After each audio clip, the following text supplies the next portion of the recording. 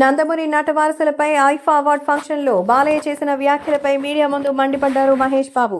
ఎన్టీఆర్ని తమ్ముడిగా చూసుకునేటువంటి మహేష్ బాలకృష్ణకి సంబంధించిన విషయంలో అయితే చాలా సీరియస్ అయినట్టుగా తెలుస్తోంది. ఎందుకంటే ఫ్యాన్స్ ఎప్పటి నుంచో నందమూరి నట వారసుడు అంటే వినిపించే ఒకే ఒక పేరు మన బాలకృష్ణ తర్వాత ఎన్టీఆర్ పేరే.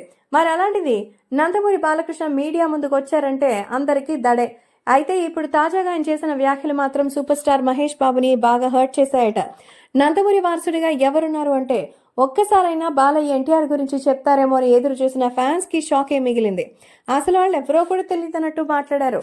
అయితే బాలకృష్ణ అలా చెప్పడం అందరినీ కూడా మరింత షాక్ అయితే ఉంది. మరోసారి ఆయన ముక్కుసూటితనం అయితే చెప్పారు.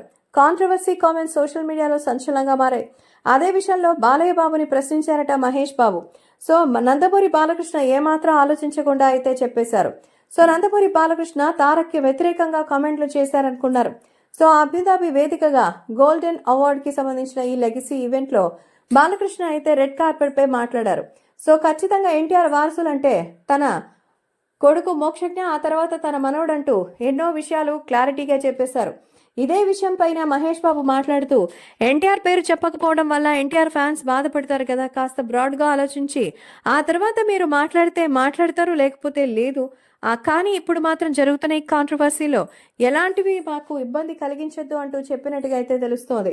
అందుకే మరి నందమూరి బాలకృష్ణ విషయంలో ఇంకే పెద్ద గొడవలు జరగకూడదని అయితే ఈ సందర్భంగా కోరినట్టుగా సమాచారం. కాబట్టి సోషల్ మీడియాలో